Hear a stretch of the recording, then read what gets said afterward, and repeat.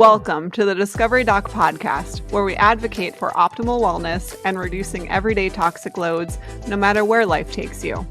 I'm Dr. Cece, doctor in nursing practice, self-proclaimed toxin tamer, and a crunchy mama. I'm Anna Kate, a medical mystery overachiever and your discovery liaison. Join us on this exciting journey as we explore the world of holistic health, cutting-edge research, and practical solutions for a healthier life. Together, we'll navigate through the complexities of wellness, sharing valuable insights and expert advice. Tune in to the Discovery Doc podcast. Get ready to be inspired, empowered, and discover a whole new way of looking at your health.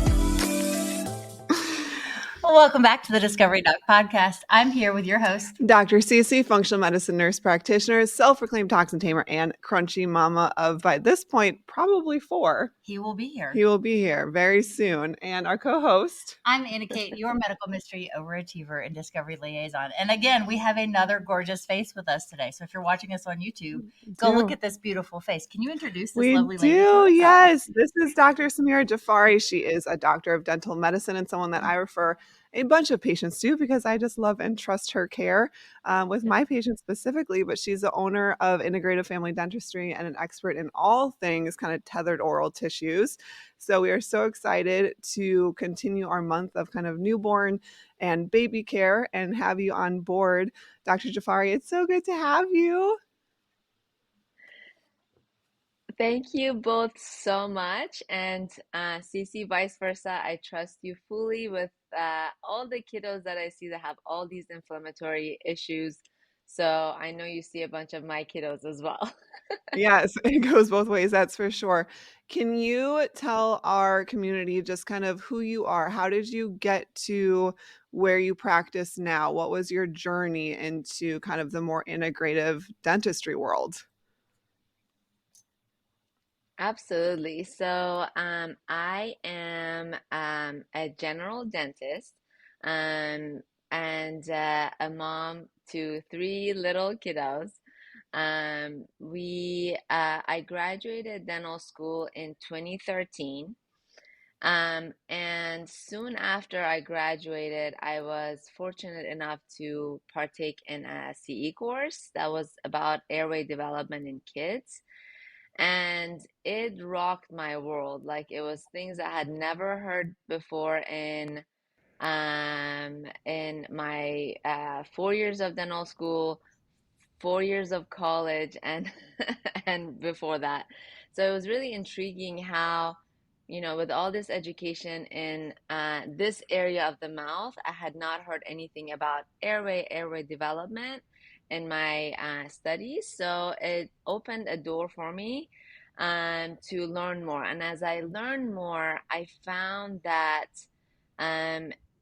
it really is a field of dentistry that is not explored as much, and there's not that many people that are trained in this field.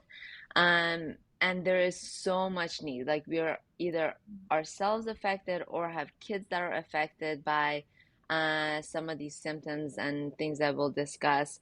And it really felt like a calling for me to pursue this more because I felt like I could make the biggest change as a dentist, not just like in the short term, but for some of these kids for the rest of their lives. So it really spoke to me. Over the past 10 years, I've tried to learn as much as I can. It's actually a really exciting time to be in this field because there's a lot of new research coming out supporting the things that we've been doing. So it's really exciting to be here, and I'm trying to learn as much as I can. I still feel like there's so much more to learn. So, and as far as like, this has led me to learning more about like the body as a whole, the airway side of things, and also being a mom and kind of like starting my career in the more conventional side of things and kind of seeing the limitations there has really helped me to kind of like come more into, the functional side of things. So I'm excited to have a practice where I can, kind of like do both sides, both with the dentistry, making sure I'm, finding the more biocompatible materials for my patients, but also being able to help like the kiddos with like and babies with their airway development and things like that. Um, so that's been, the past 10 years of my career. And with my own little ones, we have gone through the journey and I've seen the Mhm. changes in them. So um, I have firsthand experience of how all of this goes. And it's exciting to be able to share with patients that I've been through the same process, especially with like newborns. My little one is over a year old. And we went through this whole like tongue tie journey with her, and we documented the whole thing because it was an emotional journey and a difficult journey. And documented the whole thing. It's on our Instagram page if your listeners are interested in looking at what a newborn journey for a release provider's baby is like. Amazing. Well, I'm so excited to have you on because it's airway is, I think, a topic that's not educated enough on, and a lot of parents don't understand the importance of the airway. Then a lot of adults don't understand the importance of the airway. So I'm excited to kind of tackle both worlds here with you. We'll start with more on the newborn side of things and kind of gradually work through and progress through the life and kind of what airway means to each individual essentially and how it can impact us if there's anything going on. So starting kind of preparing for birth or preparing if a mama's having a baby, or if they've already had a baby and we're talking about breastfeeding and latching, where can we educate mamas a little bit more so ahead of time in terms of what to look for? Because what I find is a lot of times babies are born and no ties are assessed, or they are assessed and missed. And then I don't see the baby until a month later. And now the mom's been struggling for a month with issues with latching, and it hurts, it's painful. The baby's gulping, milk is dripping down the side of the face, and nobody has assessed the baby. So, what are some tips that pregnant mamas or new moms can look for if they're having a hard time breastfeeding or if it's painful? I have a question. Mhm. Can you explain what an oral tie is? Ah, that's a good Let's place start. to Let's start start. there. Absolutely. Yes, absolutely. So, let's start with like just go over like basic definition of what tethered oral tissues are. So, we all have a piece of connective tissue that connects our certain parts of our oral structures to another structure. So, for example, we have a piece of tissue that's connecting our tongue to the floor of the mouth, and or a connective tissue underneath the lip, from the lip to the upper gum. These tissues are called frenulum or frenum. Plural would be frenula or frena. Now, when these connective tissues are too thick or too tight, or not allowing proper function of those muscles, we say that they are tied, or they're tethered oral tissues, and the individual would benefit from the release of these tissues to allow full range of motion of those structures. So that's what a lip tie or a tongue tie is a restricted oral connective tissue. So does that answer your question? It does. Yes, not mine. Yes. Now you have to answer Cece's question. We have to start with the basics Yes. here. So absolutely love it. So as far as breastfeeding is always portrayed as this natural thing that, our babies are born, and it's always portrayed as this beautiful, like natural process of life. But what I find is that in most cases, it's not just as easy as, baby's born and they latch beautifully and there's no symptoms. So I think normalizing that it's something that takes time and effort, and there could be a difficult challenge. There could be challenges along the way, um, so that we're setting our expectations correct, and are prepared to tackle those challenges.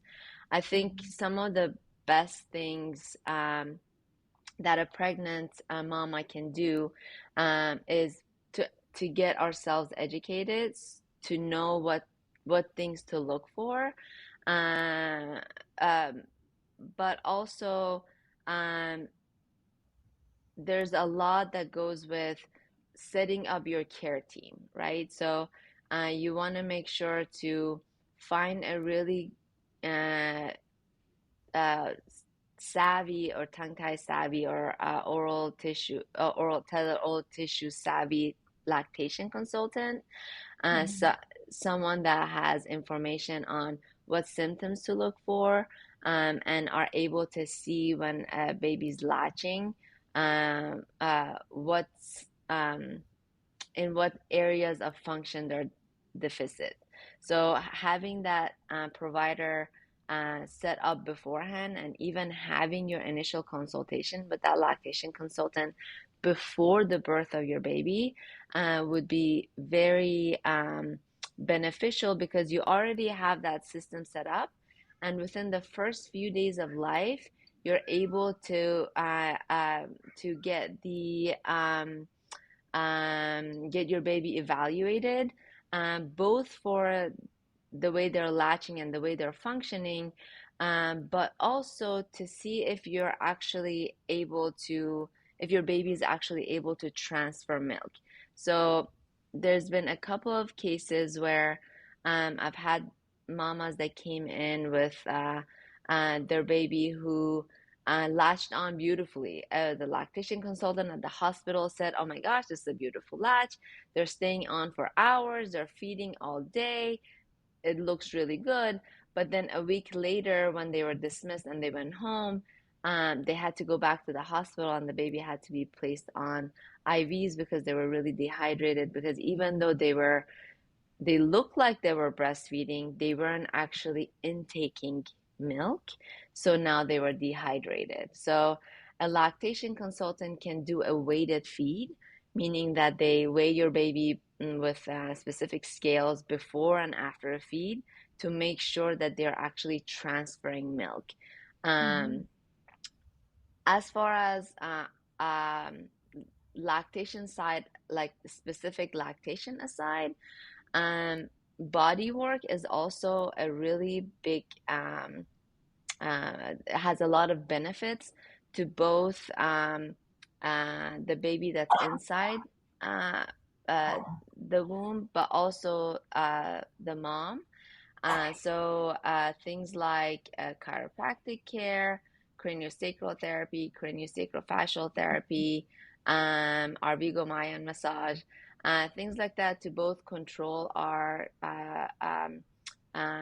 anxiety and stress around the end of pregnancy, and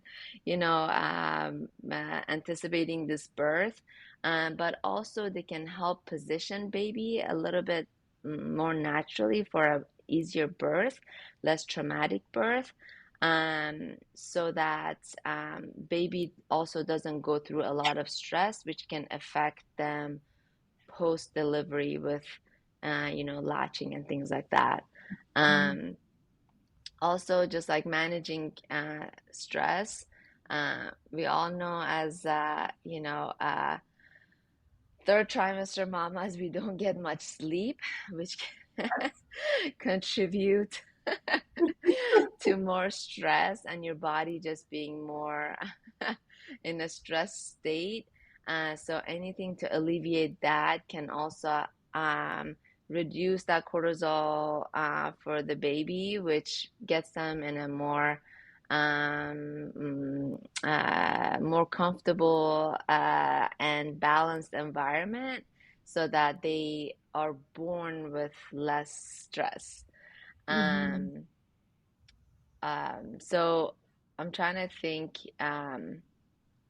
what else. Obviously, like nutrition and all of that kind of goes hand in hand with all of this. So even though the baby is inside our uterus, there's a lot that we can do to prepare for that birth, Mhm. to help things go smoother after birth. Yeah. Can you talk a little bit about what the different, you touched on tongue tie, lip tie. One, are those the most common ties that you see? And two, what symptoms, if when babies hear, what symptoms could moms or Mm, parents see if there are certain ties? So, specific symptoms for a tongue tie, for a lip tie, for the buccals, and what are the most common ones that you do see mhm. currently? Yeah, so the lip and tongue ties are definitely the most common ones that we see. I always check for buccal ties as well. Those are cheek ties. Those are connective tissue from the cheek to the upper gums. And sometimes those are also connected too far down and they're so tight that don't allow good function of the cheeks. The lip tie and buccal ties are part of the facial fascial system, which can impact the way the TMJ is functioning. And if a baby is holding their jaw really tight, they're not able to open wide for a good wide latch. Lip ties can also impact if the lip is not able to flange up over the nose. Baby's not able to elevate the lip to be able to uh, flange, so they um, uh, use a less deep latch and use more of their lip for functioning. So they end Mhm. up getting like little blisters along the lips because they're using their lips too much. Because they're not able to flange out and relax the cheeks and lips. Um, and other things that we see is that a lip tie can also contribute to the mouth staying open, which in turn can impact the way the lips come together. As they age, it can cause a more open mouth posture. Um, with tongue ties, and I think tongue ties are um, uh, they're the ones with the most amount of symptoms. And when the tongue is not able to move freely, um, there's a lot of symptoms that are associated with that. Now, traditionally, we looked for a tongue tie based on how far a tongue could stick out of the mouth. So, and unfortunately, still to this day, a lot of providers are looking at it that way. So they ask you to stick your tongue out. As long as your tongue is coming past your lips like that, then you're not tongue tied. But a lot of times, and if you think about it, with tongue ties or with our tongue function, nowhere in our function do we need to stick our tongue out. And it's more about lift of the tongue and elevation of the back of the tongue to the roof of the mouth, where most of the function of the tongue comes. So that's what we check now is how well can the tongue lift up. We're also looking at the extension or how far the tongue can come out, but more how much the back of the tongue is lifting. Some of the symptoms that we see in moms and babies. So you can look for symptoms in yourself. So like if you have um, difficulty with if you have a lot of pain with breastfeeding, is a sign. If your nipples look different, so they typically like get this like blanched flattened look after a feeding, that's a sign that your baby is um, not functioning properly at the breast. If you have a lot of nipple pain and damage, so I get moms that have like literally bleeding nipples because they're so dedicated to feeding their baby that as moms we go through a lot, and we always, like almost always, put ourselves last. But I see a lot of damage to nipples because the baby is chomping or not feeding properly at the breast. Also, blocked ducts and mastitis. If your baby is not able to feed correct at the breast, they're also not able to drain well, so that we get backup of milk, and that leads to blocked ducts and mastitis. Um, Also, if you have decreasing milk supply, so I have baby moms that have no symptoms, like they there's no pain, the nipples are not damaged, they're not having any like discomfort while feeding, but then we see the clogged ducts or decreasing milk supply, and that's because the baby is just not strong enough to feed at the breast. So they basically just like stimulate that let down, and once the let Mhm. down is done, they're just kind of like sitting there and swallowing, but not really like functioning at the breast. So if you're not having pain, that's also not a sign that your baby is not tied. So it could just be that they're not strong enough to cause pain. Right. um, with the baby, a lot of times we see a lot of fussiness and gassiness, a lot of reflux symptoms, a shallow latch, noisy feeding, leaking from the corners of the mouth, poor weight gains in some instances.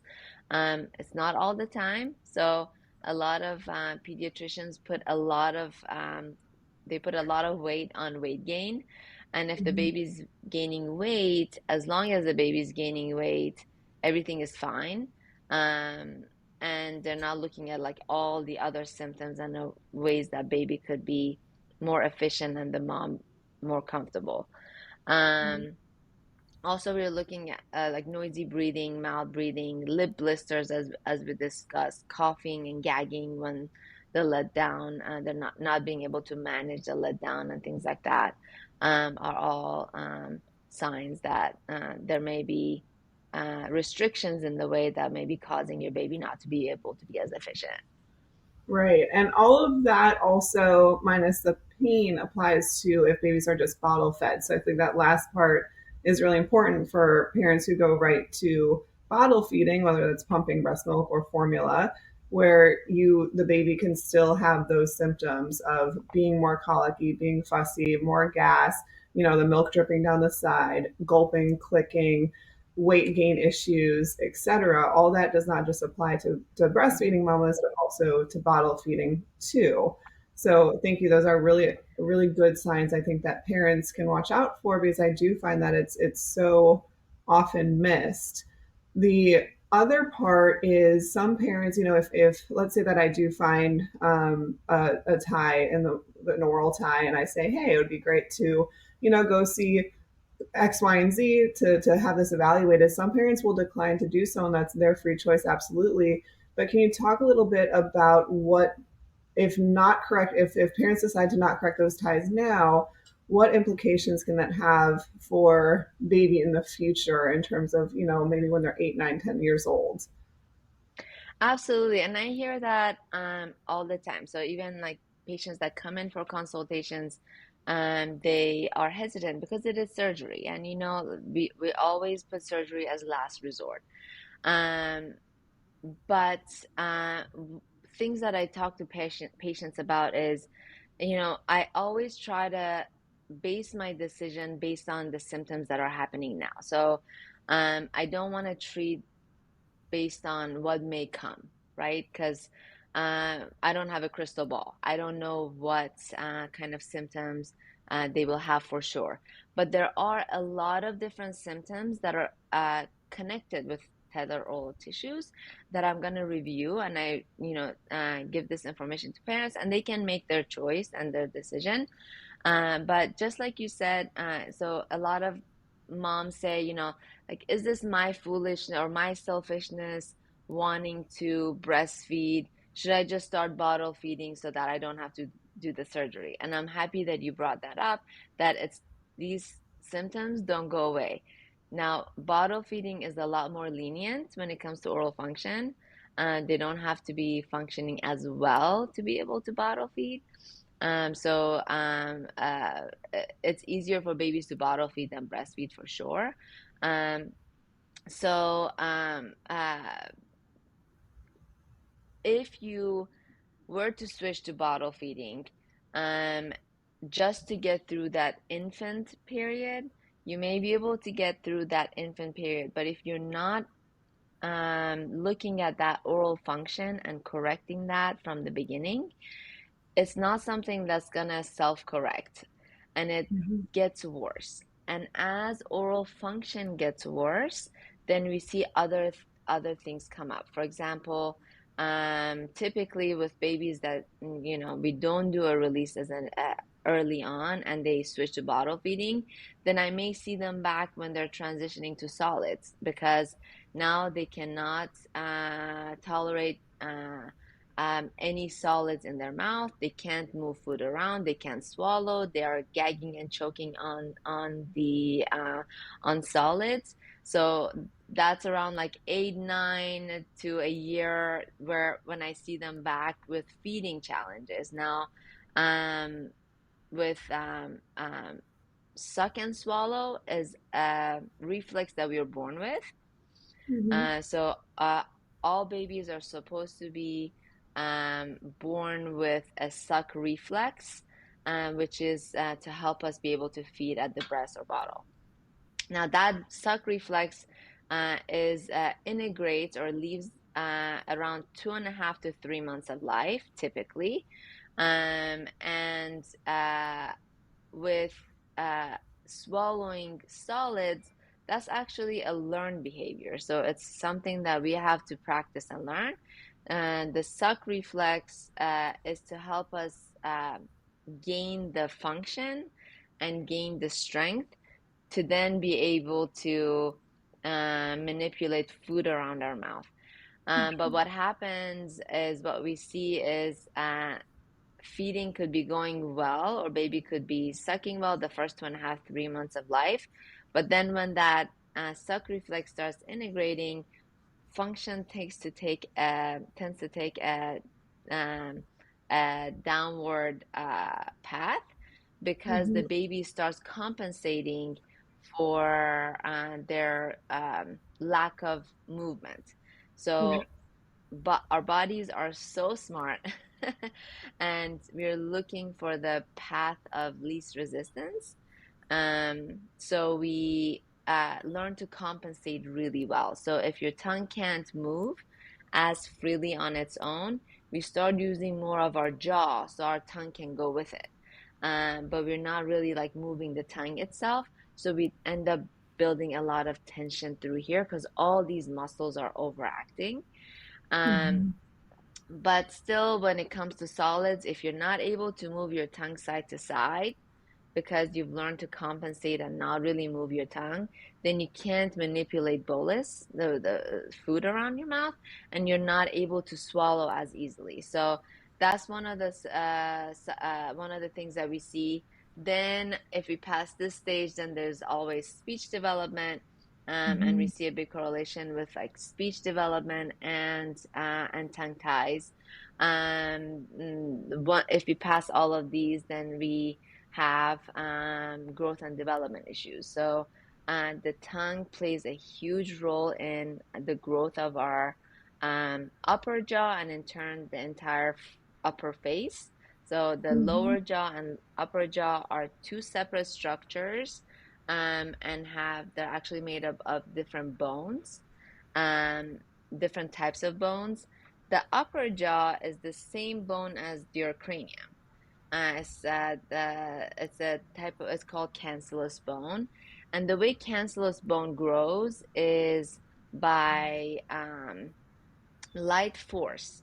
So, for example, like your head grows to the size of your brain, right? So if the soft, mushy brain as it's growing on the inside is putting pressure on the bone of the cranium, and our uh, cranium grows to be the exact size of our brain, right? It's like a perfect fit.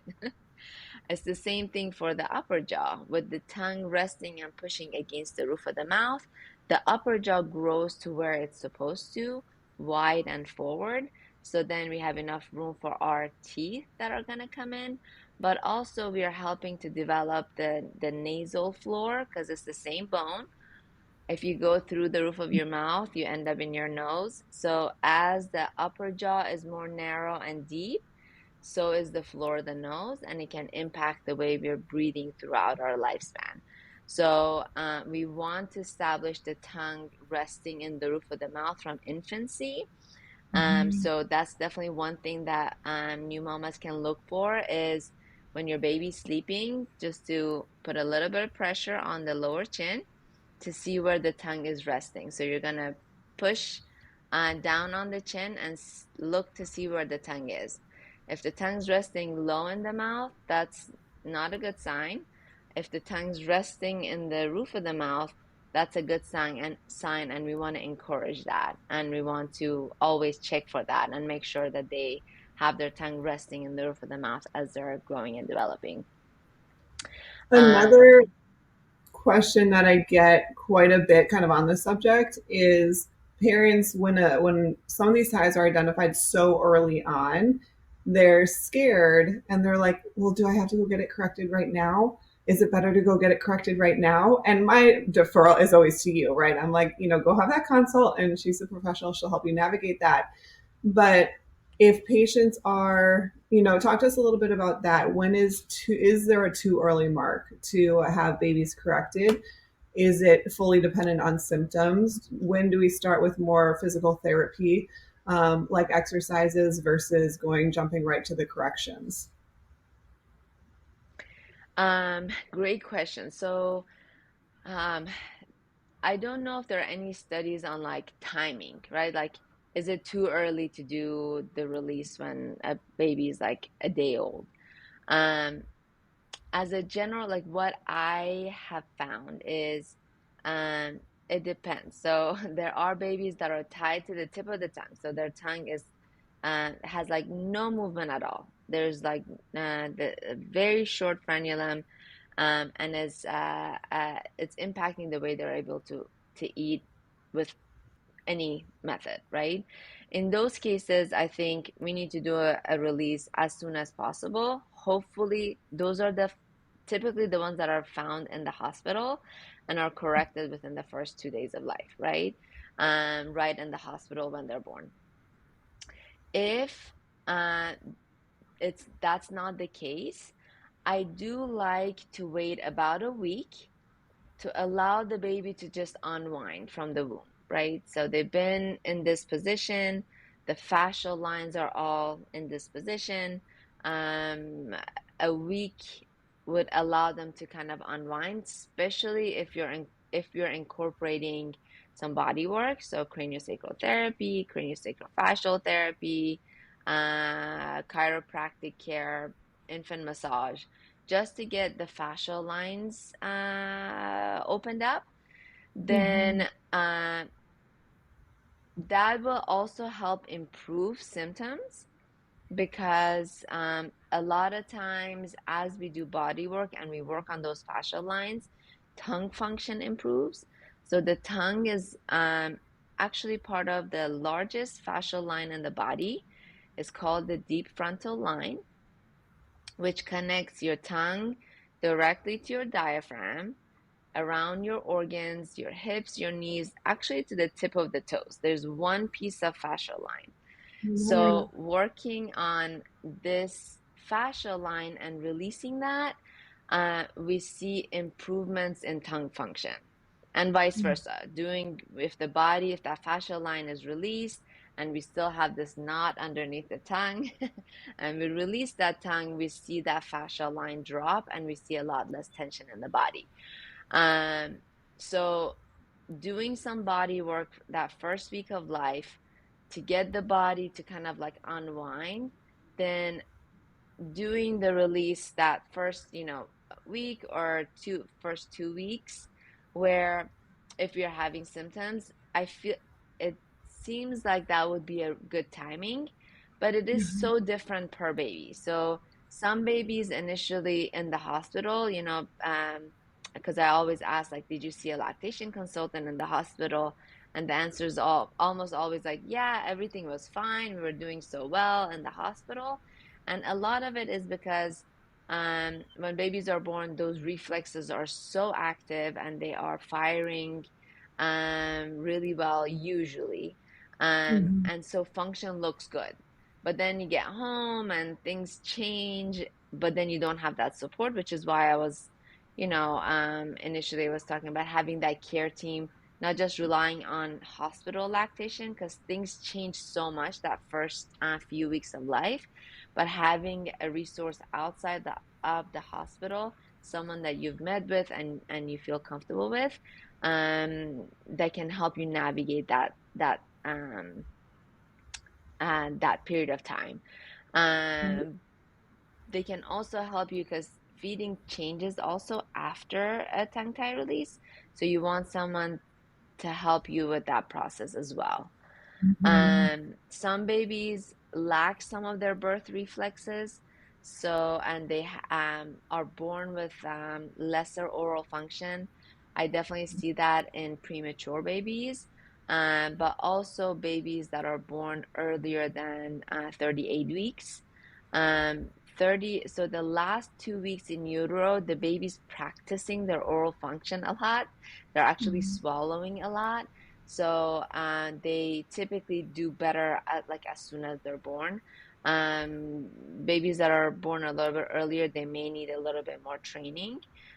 So if oral function is lacking, we love to work with our colleagues in the occupational therapy and speech therapy departments to help ones that work with infants and are familiar with oral function and birth Mhm. reflexes to help us get those reflexes back, get those nerves firing, and the brain to send signals to those muscles to help improve feeding and function even before a release, so that like our goal is in order to do the release or when we are ready to do the release for the baby to be trying to do these things, but is being held back by that frenum.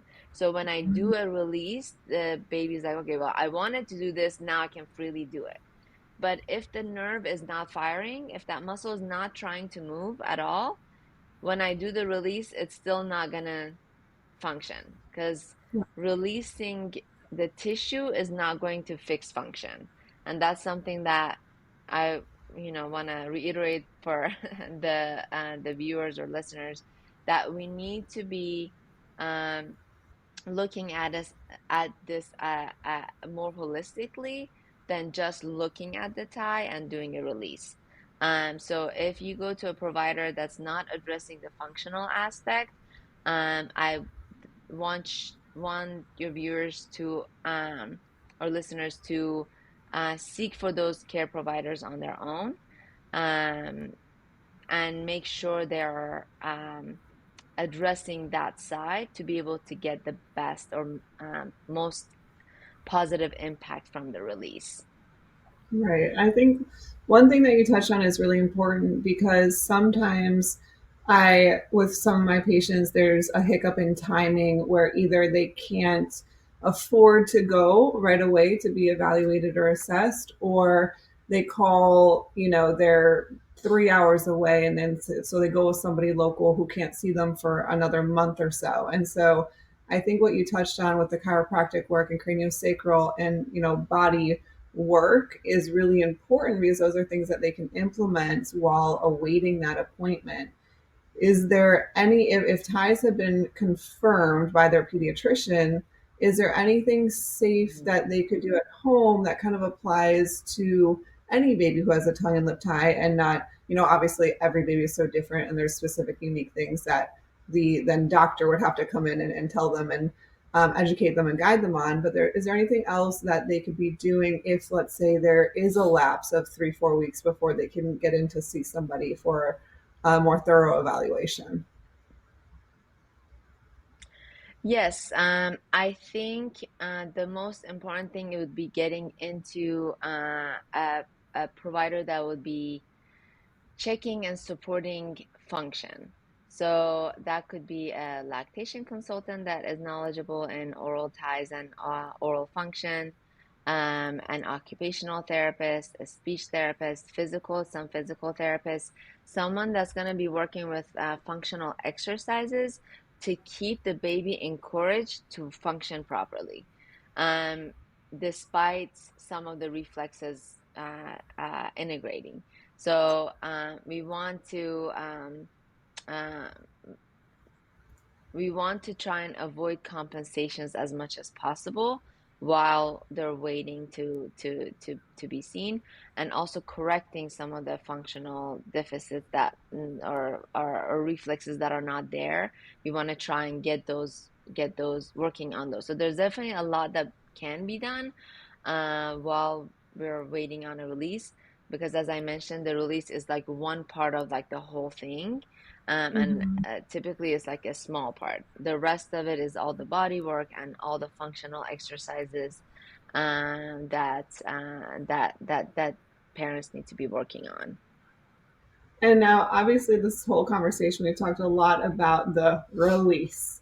Can you tell a little bit about what that looks like, Hmm. what parents can expect kind of going into this appointment, pre release, during it, after release, and kind of the importance of, like you've been touching on, the post release exercises and therapies? Can you give a little insight on those categories? Absolutely, yes.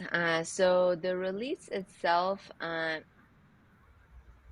think so I would definitely try and look for providers that are um, um, more more knowledgeable in the area, or that have dedicated more education into the releases. Unfortunately, I get a lot of babies from other providers that we need to do a second release, Mm-hmm. because the initial one may not have been a complete release. So it's not just about um, looking at the tissue and cutting what you see, but also looking for a submucosal or the posterior portion of the thigh. Some babies don't exhibit the front, the little wing that you see on the front. As I mentioned before, we are looking at like elevation and lift of the back of the tongue. Um, and if the back of the tongue is not lifting because there is a tether underneath the tissue, that also needs to be addressed. And a lot of times, we're not checking for those. We're just looking at the front portion of the thigh. So I think one of the most important thing with a release is choosing the right provider and making sure Mm-hmm. that your release provider is checking for those things and are trained to do that type of release. After that, then there are different tools for the release. There are the traditional scissors and scalpel releases, and there are also lasers. Um, with As far as laser releases, my prefer what I use is a carbon dioxide laser. I believe that that's the best thing on the market. It's the best laser for this type of procedure. And the reason for that is that uh, providers that provide laser releases, um, I think we're in tune to like looking for a laser release, but not all lasers are the same. Most lasers on the market are diode lasers, and these lasers are um, when a provider is using a diode laser, they're not actually using the energy of the laser. It's more using the energy of the laser to heat an instrument tip and then melting the tissue away. So it's kind of like burning the tissue off with like a hot knife, basically. Like So there's a cauterizing it. lot of heat distribution. Yes, there's a lot of heat distribution to the surrounding tissue, and it can cause a lot of inflammation because of the amount of heat that's being used. And there are also other lasers that use water for cutting. And it's always a little tricky with infants laying on their back to be able to do a release. Obviously, again, provider choice. So there are people that are fantastic with using their water lasers. And they, so I don't want to, it is a good laser. It's just with an infant, it's challenging to do with water. The as far as scissors and scalpels, there's no heme control, there's no blood control. So there tends to be more bleeding and need for cauterization with chemicals, which makes it which can be uncomfortable for the baby. The CO2 laser, the way a CO2 laser works is that we are actually using the energy of the laser. So there's nothing touching the tissue. I'm basically just holding the handpiece and I'm hovering over the tissue, and the energy of the laser penetrates a few cell layers deep, and it excites the water molecules inside the cell to where the water molecules evaporate and the cell bursts open. So we're working a few cell layers at a time. So like if you imagine like there are two cell layers, one evaporates, the other one is intact. So there's not as much damage. There's not damage. We're not cutting through the tissue. So there's less of an inflammatory response from the body, because the body sees it as a smaller it's not the body is not alarmed to it as much as other methods. Less heat distribution to surrounding tissues. The laser also works in a dry field, so I'm not worried about water going the wrong tube when baby's laying on their back. It also does block small blood vessels and small lymphatic vessels, so there's less bleeding, almost little to no bleeding when I work. So it leaves a clear field of view for me to see exactly what I'm doing and how much I've released. I can go back and check, versus with a scissor, you only have one shot and then you have to control the bleeding. The blockage of smaller lymphatic vessels is also another way that it helps control inflammation.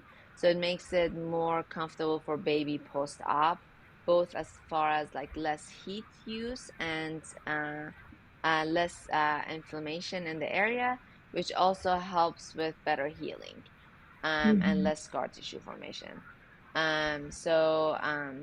Again, I think the first thing we need to look at is the experience of the provider. But if you have two providers that have the same amount of experience, the tool can have a slight advantage as far as the outcome of the procedure. I know you also asked about the post-op care. So you also want to go with a provider that has a post-op care regimen, because one of the most important things is not allowing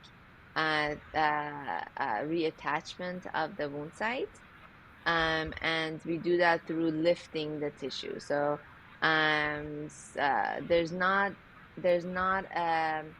um, a scientific or there's not a researched way for post-op instructions. So each provider has their own post-op instructions. But as far as as long as they have post-care routine, that means that they are, they're doing something to prevent reattachment after the release. I hope that answers the question. Yeah, absolutely. I guess one more question there before we kind of wrap up this part of our chat is what can parents expect? The question again is how long is it going to take to heal? And it's so subjective, right? It's so different patient to patient. But can you touch on that a little bit? When parents ask you that question, how long will it take to heal? What is your general guideline of what you respond back? Yes, so the wounds themselves, so if you have a diamond-shaped wound, meaning that underneath the tongue you see like a diamond-shaped wound, that typically means that the posterior part of the tongue tie was addressed. And those are the ones that take longer to heal. And we want them to take longer to heal because we want to guide the way that frenulum is forming, which is why we do the stretches to prevent things from sticking back together. Typically, it takes about 2.5 to 3 weeks for the tongue wound to heal. Lip and buckles, typically a week, week and a half.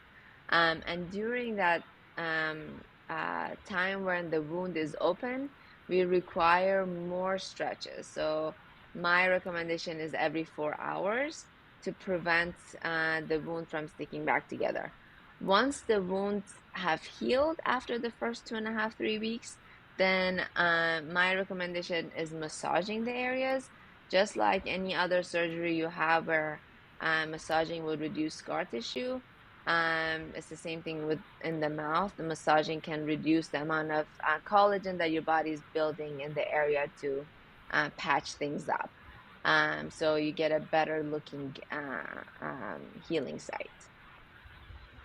Absolutely, that makes sense. And okay, I lied. One more question. with kind of going through that post operative phase, can you? I think something you said earlier is so important. I do tell parents this too. Is that latching changes once those releases are done, and so with babies, let's say this baby is in the newborn phase, the first month of life, how quote long do you see that it takes for that baby to relearn with the proper team kind of in place helping that? Is that something that they'll relearn in a week or something they'll relearn in a month?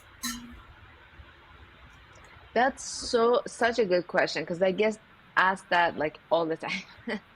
And it really depends on our starting point and where we are function wise going into the procedure, which is why I emphasize that functional work so much because if the baby has good muscle memory already and they're being held back by that frenulum, if they have good oral tone, if their tongue is strong already going into the release, and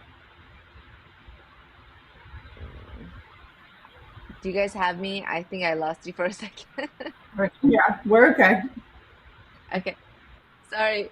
Um, so if they are trying to function but are being held back by this frenulum, and I go in and do the release, we see a much quicker turnaround with function than if a baby did not really know what to do with their tongue going into the release. So if the suck is disorganized, like if they're just trying to figure it out, but don't have consistent function, and I do the release, it's even more confusing for them because now they're like, okay, like I had it figured out. Now I don't know what I'm doing with my tongue. So things can get worse. So I always check for a good suck and good oral function. I do a quick functional assessment before the release to make sure that I have like the basic necessities to then hopefully have good outcome. And we've been able to get really good outcomes afterwards because we're checking the functional aspect before the release. But if your baby doesn't really know what they're doing with their tongue, and we just go in and do the release, those are some of the stories you hear where like the release didn't help, or things got worse, is because the baby didn't know what to do now with their new movements, and it took them a long time to figure things out. There are also babies where they're functioning well, but they have very low tone. So those also take a long time after the release, because they need to, just like with any other muscle group, it takes time to build that tone. So those may be a longer process, but improving each day. So we don't want to see things getting worse. We want things getting better. And that functional aspect and being able to work with providers that are knowledgeable in the area and that are preparing babies well for the release becomes really, really important. Awesome. Well, we are going to wrap up this part of our conversation, y'all. Part 2, I really want to dive into kind of the older child and adult and how airway impacts us kind of globally, not just in the newborn phase of life. But thank you so much, Dr. Jafari. Is there any kind of special shout out, or where can our community reach you? Give us some details about how they can learn more from you. Absolutely. So thank you both so much for having me on. It's been such a pleasure, and a great opportunity for me to bring this awareness, hopefully for some people that are expecting or have are struggling currently with breastfeeding. If for reaching out, our website will probably be best place, www.drsamirajafari.com, and that way you can also reach our office. Huge shout out to my team for always being there and supporting me each and every day. And thank you both so much for this conversation.